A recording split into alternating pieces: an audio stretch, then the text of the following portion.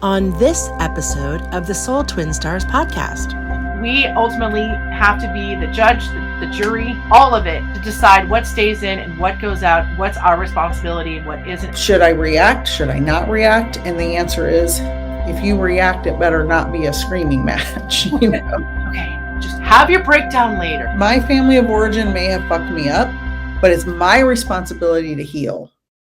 Hi, I'm Lady Shadowe, a witch with much to share, stirring the cauldron with magical self-care. Hi, I'm Peaceful Nik, a medium divine. I chat with the dead and interpret every sign. We are Soul Twin Stars, best friends through it all. From spells to healing, we're answering the call. From moon cycles to menopause and making peace with the dead. We aren't afraid to talk about what's rarely said. So tune in each week to get raw, real, and wise. Let's talk about a spiritual life with absolutely no disguise. Welcome to the Soul Twin Stars podcast, Uninhibited Spirituality. Hello, welcome to the Soul Twin Stars podcast. I'm Peaceful Nik the Medium, joined by the beautiful Lady Shadowe. Hi, Lady Shadowe. Joined by the beautiful Nik the Medium. We are so excited. This is our first video podcast for the Soul Twin Stars podcast. And today we're going to talk about the value of vulnerability. And I'm so excited. And we have a lot of vulnerability to talk about because just getting us to this point on video, what required me to go very vulnerable. So I will just say that, like, as a starter, because you're used to doing this for hours and hours, being, you know, how you built your business and talking to people, you know, all through COVID with your mediumship business. But this is new for me, being on camera for so long, for a full hour, talking about all the things that we do, where I can't snack on popcorn in between breaths. So, but let's just get to our sponsors really quick. Thank you to Beans and Buttercream as one of our sponsors. Delicious treats, which can be shipped anywhere. Go to their Facebook page. Just put it in the search button, as is Beans and Buttercream Bakery. Also, Abernathy Photography for all of your photography needs, specializing in wedding photography. They now do drone photography, which is great. They are based in southwestern Kentucky, but they can go anywhere. So check out their website, abernathyphotography.com. Also, if you're in Westchester County and you find yourself just north of New York City, check out Fino Restaurant, Fino, in Croton on Hudson, New York. Delicious, delicious food.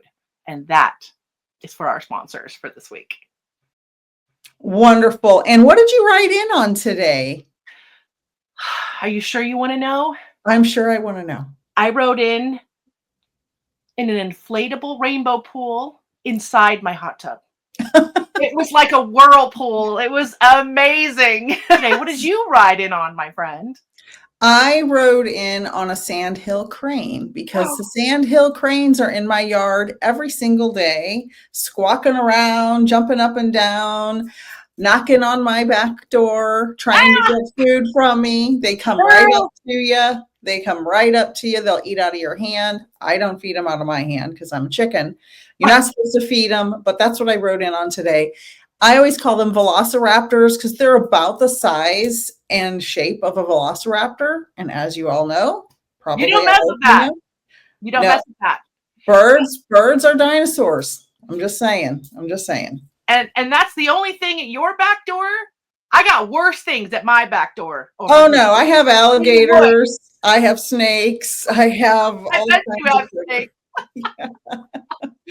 That's what I was going to say. What's at my back door? Snakes, sausages. Oh, I'm sorry. I meant to say snakes. We got to keep it a little controversial. I mean, just because we're at video now doesn't mean we get to like erase our sense of humor, because that's what built us. Exactly. You have to have a sense of humor now more than ever. And we're living in a real weird time. And I think it's really important to talk about how weird things are out there. And I always say we have to keep the vibe high. And how do we keep the vibe high? With a sense of humor. Yes. We cannot fall into deep depression over what's happening out there. I am not in any way, shape, or form saying anything about people who are clinically depressed. That is a totally separate story. I'm saying if you're becoming depressed over the news cycle, Yeah. try to lift your spirits through humor, things like that. That's what I'm saying. Just to be clear, I do understand the difference between clinical depression and regular daily getting Oh, depressed yes. by the news. And we are not doctors. We are spiritual life guidance coaches and empathic psychics over here who have taken our own journey and learned what we have, and we're just passing on what we have learned and what our trials and tribulations have brought upon us. We're just sharing it with you as two chicks, two BFFs, a witch, and a medium, just for shits and giggles. But listen, you are under no obligation to take our advice, and nor should you take it as sound advice. Everybody is different, so that's just our usual disclaimer. Yes, amen to that. Let's say amen to that. Let's get a third amen to that. So let's talk about divine moments. Lady Shadowe, have you had a divine moment this week? Oh gosh, there's always so many, because I try to land in a place of gratitude several times a day, especially when the world tries all of your patience. But Yes. I had a back-to-back show this week. As you know, I did a week-long show in New York, and then I did a quickie one-night dinner theater event here in Westchester County, where we live and perform. And it was the most perfect show. It was a beautiful audience. They were so receptive. They were so into the participation part. And so I'm so grateful that that went well. And the actors did just fabulous. So I would say that that divine moment was somehow marketing, filling seats for, creating, rehearsing 2 shows back to back, completely different shows, different casts, whole different everything, doing all of that at the same time and being able to pull it off, and everyone had a great time. It was just a lot of fun. So super proud to be relaxing into the holidays and going in with you to help everybody get through their holidays easier, because we are going to talk about really cool things that are upcoming, right, to get us through the holidays. So I'm excited to enjoy my holidays. In fact, if I had my little Christmas corner over here that I started last night done, I would show everybody what it looks like, but it's not quite done. So I'll post it on the Soul Twin Stars Facebook page the next couple of days. I cannot wait to see it. You always have the best decorations. I am So do you. Oh, thank you. Oh, I'm so happy that your shows were so successful. They are, Lady Shadowe writes the best shows. Just please check them out if you have a chance. We'll have everything linked below to contact her for tickets and replays and videos of her shows. I have a divine moment. I am preparing my home for Thanksgiving week. We are having our family will be here, our sons and daughters-in-law, and my granddaughter will be visiting here for the first time. My granddogger, she's my son's dog, call her my granddogger. And so I've just been, going to the grocery store, picking things up, because I am not a mad rush type of person. I'm always trying to get things done ahead of time.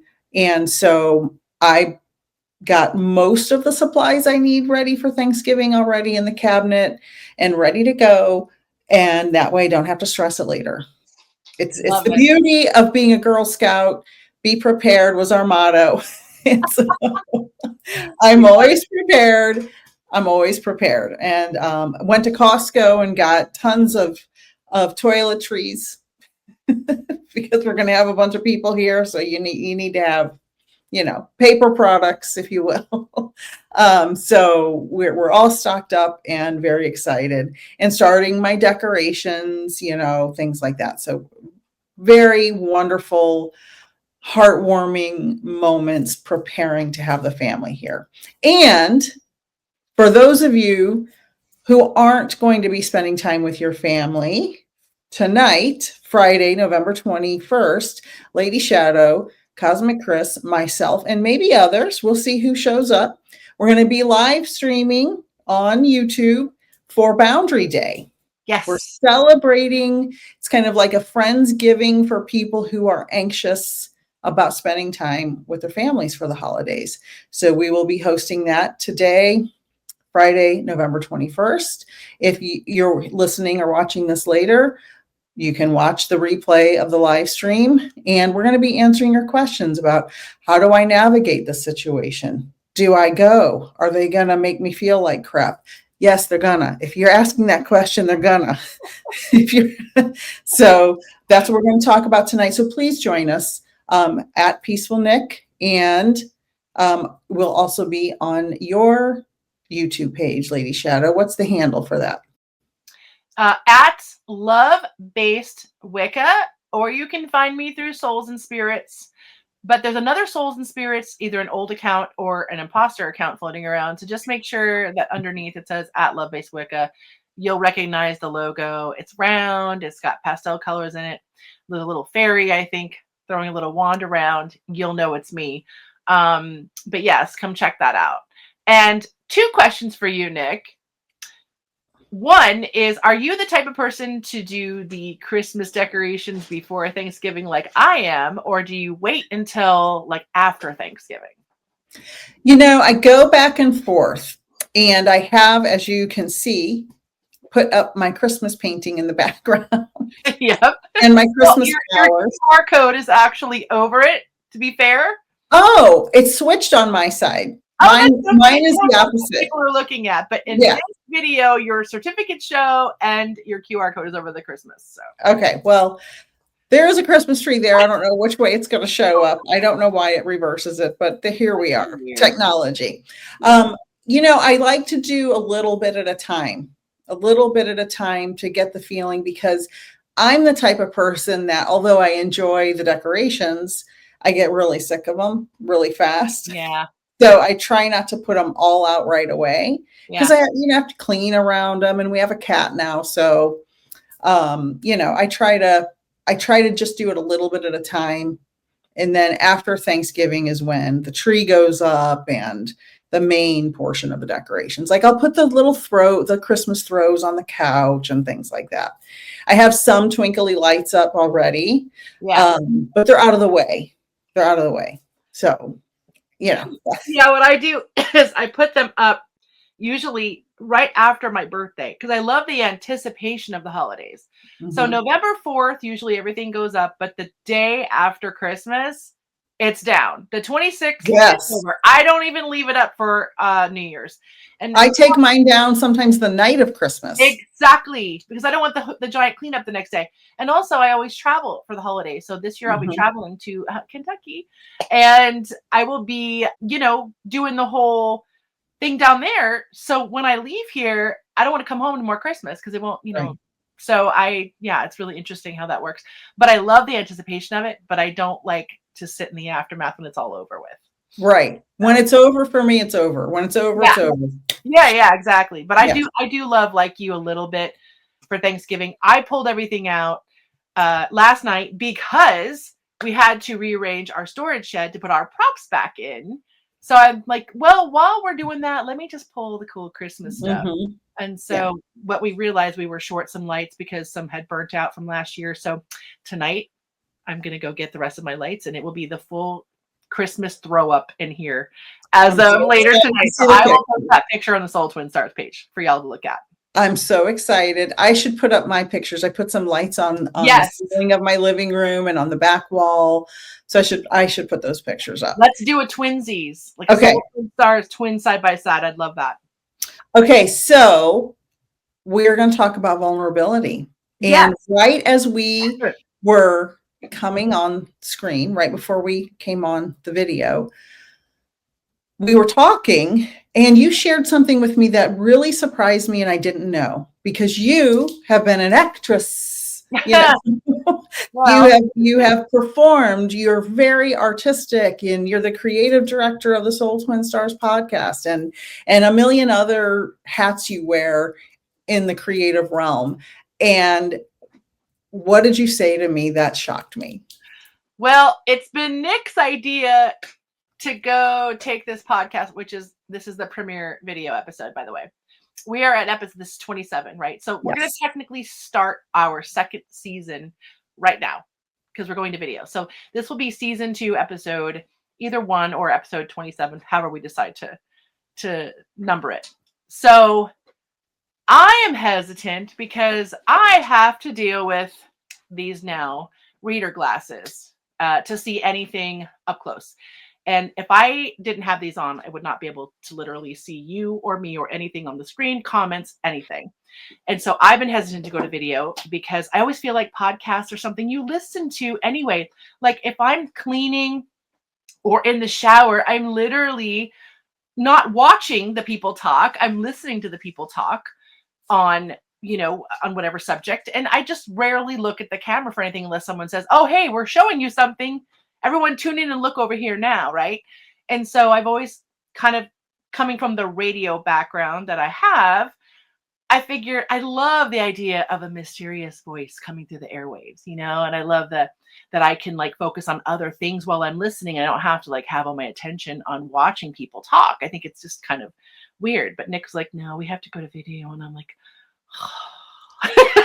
which I get it why, and it's not like we are difficult to watch. I think we're cute and we're fun. So when you do look over everybody, hopefully you'll see our expressions and, our vulnerabilities, and you'll get to really feel who we are in this platform.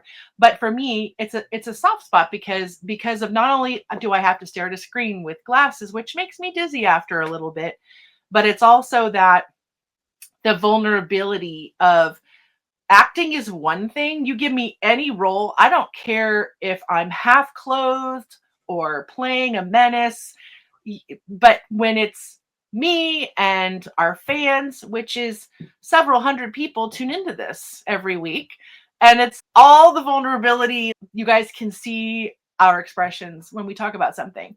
We can't hide behind the mystique of our voices anymore. So we are both choosing to take this to another vulnerable level, to also bring our energy to you all and to show you how authentic we really are. And we put our heart and soul into this podcast, right, Nicole? So we put a lot of work into it. We come up with good topics. We talk almost every day in some way where we exchange ideas. And we take a lot of thought into our very candid conversations, right?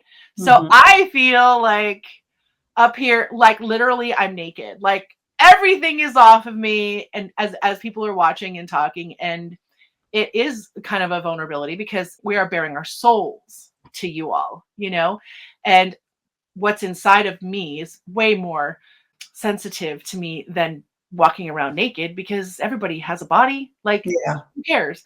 But when you're revealing the deepest parts of you for everyone to see through your face, through your eyes, through your expressions, it's a whole nother realm. And we're doing it to show you all that we love you so much and that we are one of you. We're not claiming to be anyone else, but with you, one with you all. And Nik and I, just as like we are one with each other, we are one with our brothers and sisters, no matter what stage you are in life. And that's that. The only apprehension I knew was about your dizziness, because you do get dizzy spells. But I thought you'd be just as happy as a clam to do it on video. I was very surprised, and I literally found that out moments before we hit record. That can't be true. I fought this forever. I know, but I didn't know why until I didn't know the full reason why. Until right before we popped on. Because you're so creative and wonderful, and I was surprised by that. Well, thank you. You're bearing yourself, and that is courageous. Being vulnerable takes a lot of courage because, and that's the subject that we're going to talk about today. When you aren't vulnerable, you're not allowing your loved ones around you to see the real you. You're masking it with something else. People who are very angry all the time are hiding their pain, and they're not able to be vulnerable, and it has to come out in some way. And usually that's anger. Yeah. Yeah.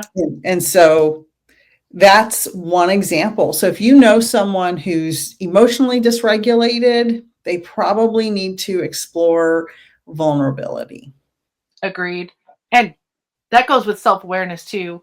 Being Yes. confident enough in your self-awareness to share that with others and we talk about this all the time, right? The authentic self. Like Mhm. how important it is to be your authentic self. And if you have to be around people that you are literally editing yourself around all the time, it's very painful to live like that.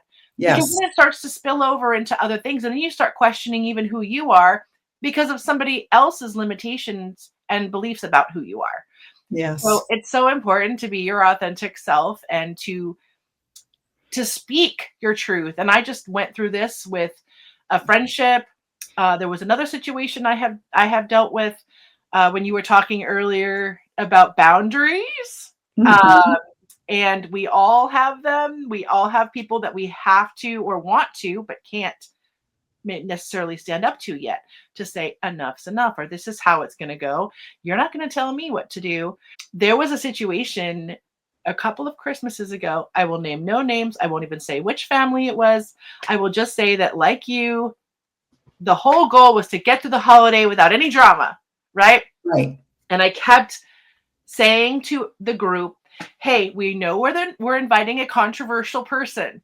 So we all have to be emotionally prepared in case something happens and there's a blow up. We all need to kind of be prepared to handle that however it goes down. And however that drama goes down, if it happens, just we need to be a united front because this person can be a little bit of a bully. And sure enough, we got through 90% of Christmas. It was so good. I had brought games, we had exchanged gifts, and at the very, very end, a person was about to leave. They went to the restroom, they came out of the restroom, overheard a conversation that they took out of context, and freaked out on the whole group, made a huge scene, left everyone in awe. There were explicitives, there was all kinds of drama being thrown around, door slammed. Oh my gosh. And let me just say that still has left a scar on Mhm. this particular family regarding that person in any future gatherings. And I won't get into details about what happened, but let's just say again, like everyone was like, "Oh my god, Elise was right." Like Lady Shadowe called it and said we should have been prepared because we were all blindsided because we thought the night was over and that was it. But if everyone did really think about, "Hey, let's just be careful, let's tread lightly, let's know how to handle this if it comes up," and we would have been less blindsided had they kind of taken it seriously. I was the Right. one who kind of took it seriously, so I wasn't shocked at all, but it just goes to show you that boundaries may be discussed ahead of time before big gatherings so that we don't have the scars of really horrible holidays to leave behind, that maybe they can heal themselves as they go, and you can find ways to deal with it before it can get really ugly, right? So when you were Yeah. talking about the preparing for the holidays and boundaries and stuff, with which we're going to talk about on Friday, and I'll probably bring this whole example up again on Friday, but it will help everyone to discuss their vulnerabilities around their family and make a plan to go forward because it can save you a lot of heartache down the road. Right. And part of what you and I experience in our families, respectively, is we are both psychic and always have been. Now, I didn't know I was psychic. I didn't really believe it until I became a medium. Yeah. But I've always been very intuitive and instinctual about knowing, just like you predicted that event was going to happen, right? The bottom line is if you are vulnerable with the right people, with the right support, you can reduce your self-loathing and shame. And then you're not going to have dysregulated blowups like that. And whenever we're around family that triggers us in some way, and we are not vulnerable and we have not dealt with our boundaries and we have not dealt with our trauma, it's going to happen. whenever I would travel with unnamed people to see their family for Christmas for many years. Again, Wait, unnamed. you're not gonna No go names, no names, but this may, you in the audience may understand what I'm about to say. When you visit family and you feel obligated to visit them, but you don't really, if you had a choice, you really, if you thought you had a different choice, you really wouldn't. It's like one of those things like, I don't want to go, but I have to go. And so you go just to keep the peace, and it ends up being a nightmare, but you hold it in the whole time. Yep. So this particular group of people would hold in all of the stuff they wanted to say, and there'd be all the family crap and the narcissism and the blame and the shame and all the usual junk you get when you're around family you don't really want to be around. And then you leave, you're there for 3 days or 5 days or whatever it is, and you drive away, and here comes the unloading in the car on the way home. And it's just you have to get it out, because you couldn't get it out to them because it would have made it worse. And so this goes to the root of a lot of problems in family systems. We are ill prepared to deal with each other because there's, I'm 50, I'll be 55 in a couple of weeks. I was not taught how to do any of this from my family of origin. I had to learn it over years and years and years of trial and error and pain and suffering, et cetera, et cetera. Now we are breaking the cycle and teaching the next generation another level of healing and how to deal with things. And hopefully they're going to teach the next generation even a better way, because there's no perfect family, right? There's just the hope that my kids will have a better marriage and family relationship than I did, right? That's the hope, every generation to be better. And I taught my sons, because my husband wasn't taught by his family of origin to be vulnerable or to share his feelings, because when he did, he was shamed for them, which is very common in our generation. For males. Yes, especially for males. I taught my boys, I have 2 sons, and I taught them it's okay to cry. It's okay to share your feelings. You should share your feelings. And guess what? They share their feelings. Now, do I always like it when they tell me how they feel? No, I don't always like it when they tell me how they feel. But I'm glad they can tell me how they feel, whether I like what they say or not. Yeah. Because then they're not holding it in for an explosion later. And then they're not hating me for the rest of their life and avoiding me. Yeah. So that's my take on that. Yeah, it's quite, and the thing is, you're going into it like I went into it knowing, well, I can't control that person's behavior, but I can certainly control mine. So when it comes up, I will be prepared. I know what I'm going to do. But sure enough, the choice that I made was very different from the choice that everybody else made. And it turned into a whole screaming match. And it's like, just like arguing with someone who's got the narcissistic tendencies. It's like arguing with someone who's drunk. They're not going to hear you. And you're just going to escalate something that can't be de-escalated if it escalates, Right. So that's what happened. And I was surprisingly calm. I was actually kind of secretly laughing, giggling, because I was just like, oh, this is so crazy. This is such the most ridiculous thing to get upset about. It wasn't even anything that was important or something that was dire. It was the most ridiculously misunderstood statement, which caused the whole blow up.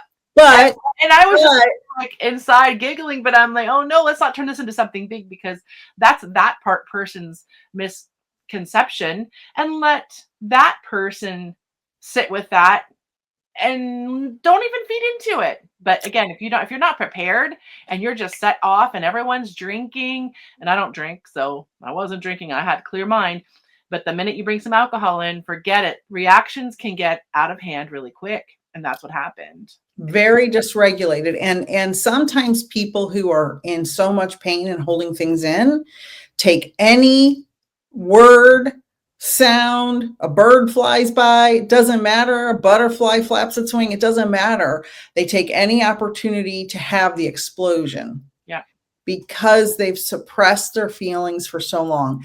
The explosion isn't about the silly subject that came up that they overheard. The Right. explosion was all of the stuff from their whole life.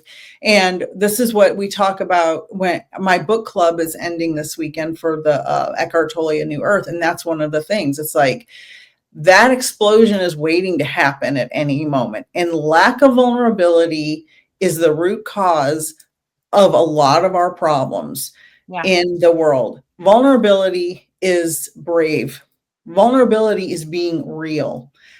However, again, you have to have people who are safe to be vulnerable with, because I was in a conversation with someone a couple of weeks ago, and I was telling a story about something that I was being vulnerable about, and then they turned it around on me to use it against me. And I said, oh, no. Are you using my vulnerable statement against me?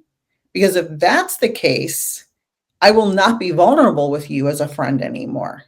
That will be cut off if you even can be my friend anymore. Because if I can't share my feelings with you without you turning them against me, I don't want any part of that relationship. And that's that whole take my kindness for weakness thing, right? Right. Exactly. Because once you do it once, the precedent gets set. And that's what happened in this family gathering. It turned into, well, this was the one thing that I couldn't wait to be set off by. This person couldn't wait to dig in, to get their digs in around the topic that was being discussed. And then it became all about, and this is why I hate you and you and you and you. And it became this whole, like you said, unleashed, uncontrolled, dysregulated diarrhea of the verbiage, right? Yeah, dysregulated. And it was almost like they had a backup speech plan in case they were also triggered. So they had a backup plan to, if I hear something I don't like, I'm going to lay into those people. Right. And I had the backup plan to say, if this person lays in, I'm going to sit back and giggle. Well, and that's respect, but the other thing that you mentioned is they were saying it in their head that they can't wait to explode. And that is so common. So many people who are holding things in have this dialogue. They have the conversation in their head that's not a real conversation. It's they're preparing to have that explosion. So they've got all of this stuff ready to launch, right? It's ready to go. It's ready to explode. And, when you are someone practicing vulnerability in your everyday life. Now, listen, you can't just one day start being vulnerable with the people who are dysfunctional around you. We are not recommending that. Okay. Vulnerability is strength. It's openness. It creates deeper connections. But again, I've said it several times already. You have to be able to be vulnerable with people you trust. I can tell Lady Shadowe literally anything. And I have told her literally anything you could ever imagine a woman telling another woman. Yeah. I mean, we've told each other a lot of stuff over the years because she never, ever turns it against me. She never, ever judges me. She always loves me unconditionally. And we all need at least one person. If you're lucky, you have 2 or 3. Yeah. Most people don't have more than that. And most of the time, it's not your blood relatives. Yeah. Occasionally it is. Most of the time, it's your chosen family. Yes. Yes. And I have a very special family member who I can be that way with. And again, I'm not going to name names, but her and I are very close, and I can tell her anything, and I can be my authentic self around her completely like I can with you. And everything, like I said, you and I talk about, it's not judged. It's filtered through the spiritual eyes. Mm-hmm. So when we give each other advice, it goes through just a human filter of feelings, but it's not like, oh, what? You did what? Like, it's never any of that, which is so great, right? And even if you and I disagree on something, nope, we state the disagreement, we talk about it, we work through it, and we hear each other, and then, oh yeah, I could see that. And sometimes that's all it takes is for someone to hear you say, I get that. I may not agree, but I get that. Like, that is another way to diffuse an argument. Right. It's just to say, I hear you. I may not agree, but I totally kind of get where you're coming from. Even if it's not your truth. You don't have to bend your truth. Yeah. Compromise. You just have to acknowledge that I could see why you see it like that. Like, just that statement alone can diffuse everything. You know, and I really appreciate hearing you say that, because I said something. I'm going to be vulnerable right now. Yes. I said something to Lady Shadowe and Aunt Jen last week, because I meant what I said. I meant it very deeply.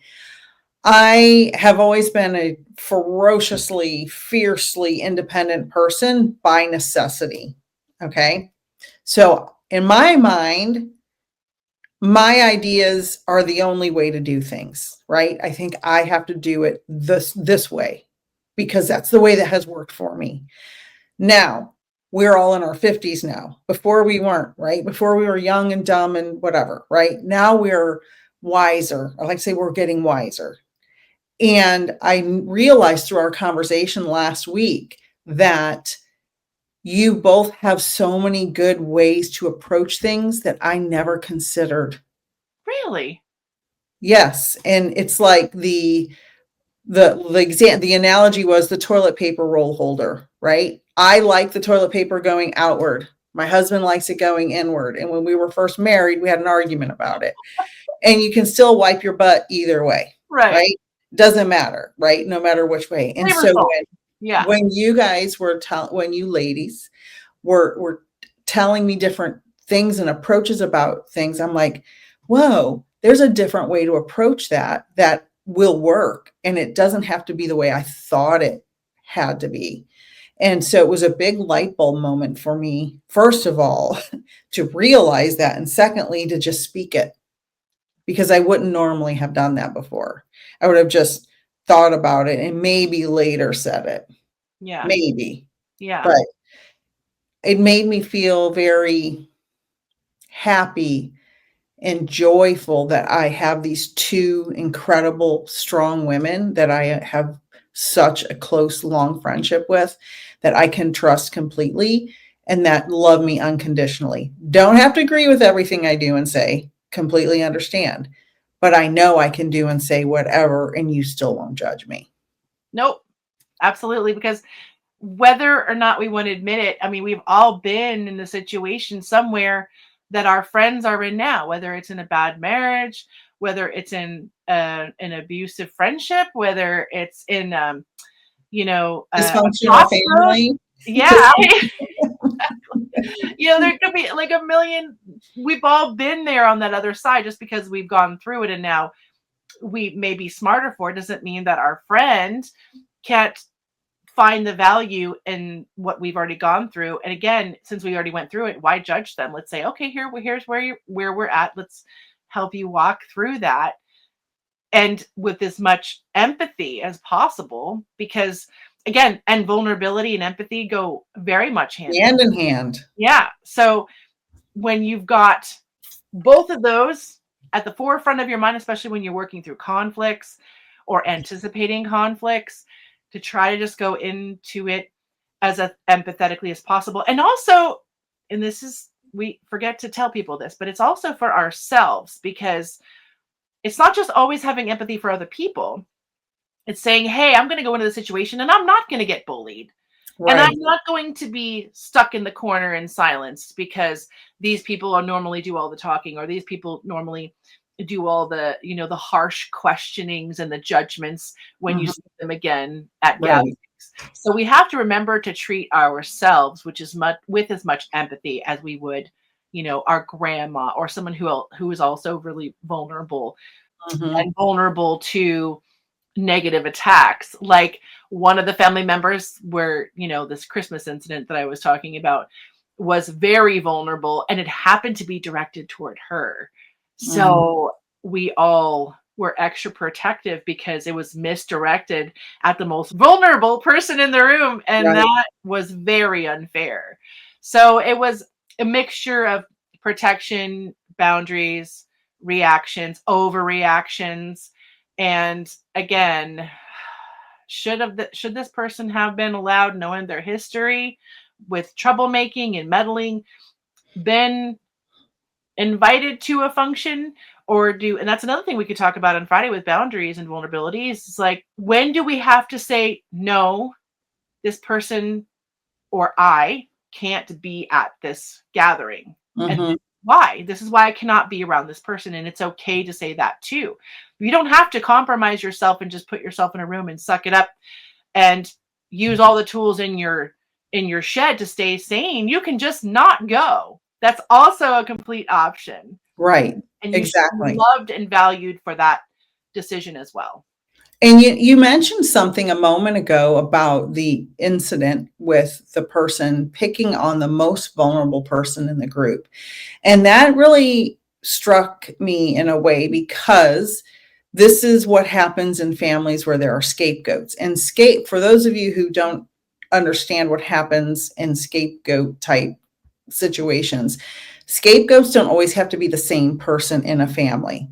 They can change and shift throughout time, especially in big families or families that add new people, like daughters-in-law, sons-in-law, things like that. So that scapegoat can shift. And for those of you who aren't aware, the scapegoat is the person that gets blamed for all the problems in the family. Yep. Or in this moment, this person is to blame for all the problems in the family. I have a situation sort of adjacent to me. I'm going to call the person Sally. Sally has become the new scapegoat in her family. And Sally was never the scapegoat before, but recently Sally became the scapegoat. She's almost 40 years old. And Sally was very manipulated by sort of a kind of a pretty narcissistic mother for many years, and then became the scapegoat when she put up boundaries, because she was becoming more aware of the manipulation and becoming scapegoated. And she's like, that's not going to happen for me. And she was always very vulnerable all her life, always shared her feelings with her family, especially her mother. And Sally's mother used that to manipulate her whole life. And broke that trust. And now she that said, trust is broken for being vulnerable. Yeah. Yes. But she didn't realize it. And that's the thing. If you are 30, 40, 50, 60, 70, 80 years old, and you're just now realizing these things, it's okay. Don't shame yourself because you didn't know. Trust me, we've all had realizations later in life where we're like, oh shit, I didn't realize that person was hurting me so badly. I put up with that for so long. And then you have shame about it. That's a whole other conversation about shame. Oh yeah. I That's went through a situation with that with another friend. You know all about that. I did something, and I did something that I thought was good, and then I regretted it so hard later. Mm-hmm. And I thought, oh man, I was trying to do something good and I shouldn't have even. I already had my answer, but my stupid big heart sometimes makes it before my brain, and then I get burned again. And it's my responsibility to process that, not anybody else's. Right. Yeah. And shame can keep us from loving ourselves. Yeah. And we can really, really, and when you're not taught how to deal with vulnerability, and you don't have people you can trust to be vulnerable with, especially family of origin, especially, that's where it starts. And then you go into a shame spiral, and then you beat yourself up just like your family was beating you up. And then they're beating you up for the other things that you're beating yourself up for. And then it's just like the spiral that becomes out of control. If you are in a situation like that, no matter when you're listening to this or watching this, there are ways out of that. Yeah. You should not beat yourself up for trying to just get through the day. just survive whatever situation you're in. Sometimes we have to put up with a certain amount of BS to get through a situation until we can get to the other side. Disclaimer, I'm not talking about physical abuse, Right. or sexual assault or any severe abuse. That is a totally different thing. I'm talking about normal aggravations and things that you can navigate. I guess the boundary is different for everybody, right? Yeah. So just think about shifting and changing your own personal boundaries, not having shame for not putting a stop to people being disrespectful or mistreating you or shaming you. And shame and guilt, ooh, I think are some of the biggest, pardon my French, cock blockers to peace and joy. And it's all self-inflicted because we allow ourselves, like, no, someone can say whatever they want. This is a free country. People can have their opinions. They have their own brains. We have Well, no it's free control. for now. Yeah, what? It's free for now. It's free for now.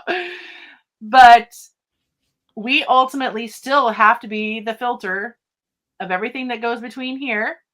And we ultimately have to be the judge, the jury, all of it, to decide what stays in and what goes out, what's our responsibility and what isn't. And sometimes that's really hard because people are so good at manipulation and, they're, like you say, their habits, right? Their communication habits, and they know how to get to you quick.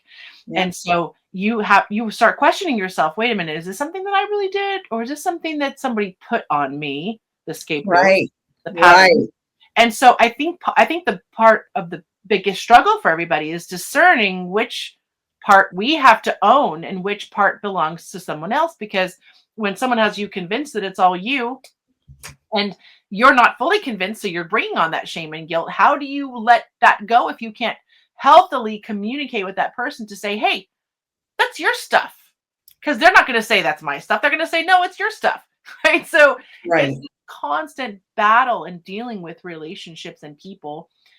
And especially, like you said, origin family dynamics, because all of that was set at a young age and then it carries into adulthood and the loops just continue and continue. And it's so hard to cut that loop because, again, even if you cut that loop and you are the scapegoat or the victim, they're still going to say you're the one leaving this family. You're the one who is intolerable to normal patterns. This is normal. This is for every family. You should just suck it up. And then you actually start believing that, right? And then and again, cock block after cock block, levels and levels and levels like an onion, that envelope our egos and our hearts and what we know is true about our authentic selves. And then, like you said, like we said in an episode with Jen last week, where it just, you get chipped away, your whole authentic self gets chipped away and you're left with whatever other people want you to be. And then you don't know at the end of the day who you are, and you don't have the tools to get out of it.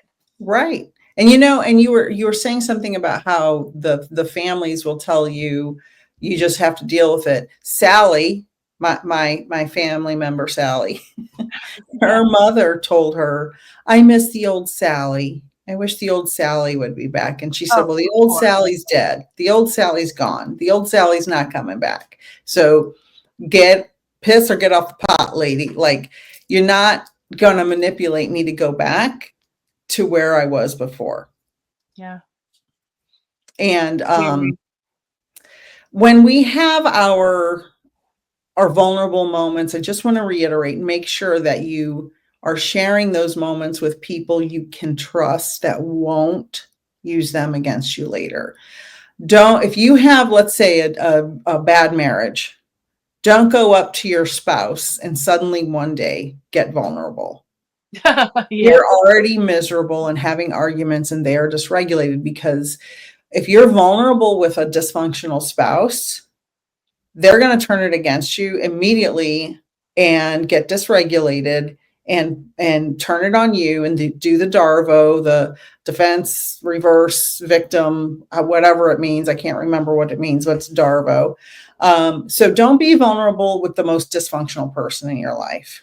You can Well, start be with, careful. Yeah.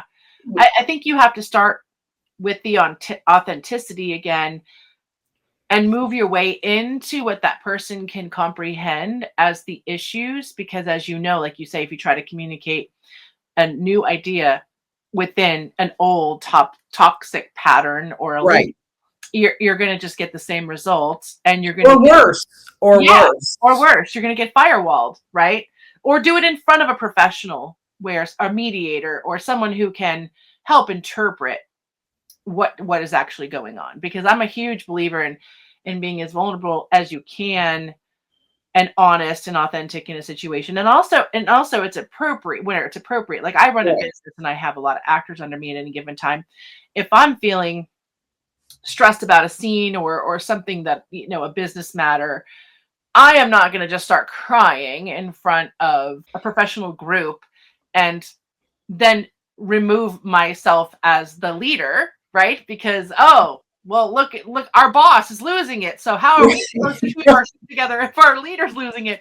So I know how to regulate appropriate times, and and I know this because I've been doing this for years, and sometimes I just have to go, okay, just have your breakdown later, Lady Shadowe. Have your Right, breakdown later, Lady. right. And then by the time I'm able to have my breakdown, honestly, most of the time I've worked through it already just by taking the minute to breathe through it and not reacting too quickly. So the other thing is to just take things in and sit with them for a second before we react, right? Because we're all so quick and hasty to like answer that text right away that comes in, or you can take the time before somebody starts calling you or texting you for answers. You don't have to answer them right away. You answer them when you're good and ready and when you're in your right sound mind. Exactly. And just be careful. Just be careful who you start your vulnerability with. If you, again, are in a toxic relationship with a spouse, a partner, a sister, a mother, a best friend, whatever it is, first of all, get professional guidance or go into a therapy situation, right? We don't, no one, including myself, is perfect at any of this. And I just want to be very clear. I am on a healing journey. I am far from perfect. I'm trying every day to get a little better. And I was sharing with someone recently, they were asking my advice about something very personal. And I said, well, do you want me to listen or do you want me to give advice? And I had to be very gentle. And they said, I want advice, which surprised me. And so I said, I will tell you how I approach this. I've been on a journey of self reflection and accountability because I've been in survival mode for 54 years. I never really had the wherewithal because I was trying to survive. I never had the wherewithal to be accountable to myself. I was just trying to make it through every day, get the bills paid, get the kids to school, get the, job done, get the money to the bank, hot food, hot, cold food code, money to the bank, clean bathrooms. Remember that? Olive Garden circuit. Olive Garden. So I was like, Garden so restaurants, everybody, when they were General Mills, that was their motto. yeah, Backstage, yeah, fact. fact. And so I said, I've just been trying to look at myself when I get triggered by something someone says or does, or even a song that comes on the radio, whatever it is. I look at it for a minute and say, okay, what is it in me that is triggered? Because I'm an adult. My family of origin may have fucked me up, but it's my responsibility to heal. Yeah. And my responsibility not to pass on my dysfunction to the best of my ability to my now adult kids. And I said, I sit with it, I think about it, I reflect. What could I do differently? Should I react? Should I not react? And the answer is, if you react, it better not be a screaming match, because I'm very fiery and I used to argue and have extreme screaming matches with people in my life because that was the only way I knew how To be heard. to be heard. Exactly. Yeah. And now I don't do that. I'm very calm and I try to not react negatively. I just try to listen and feel and think about me and what's going on in me so I can understand myself, because I've never been allowed to do that. And that is vulnerability. Yeah. Yeah. And you've given so many wonderful examples this episode of Thank you. what that feels, yeah, like for you, and whether it's friendships or spouses and or in the past. And for me, same thing. Like, I think my biggest vulnerability is, like you, trying to be authentic in showing your origin family who you are and being proud of who you are, Mm-hmm. and hoping that if you just simply share what's in your authentic self as who you are, that they're going to understand you.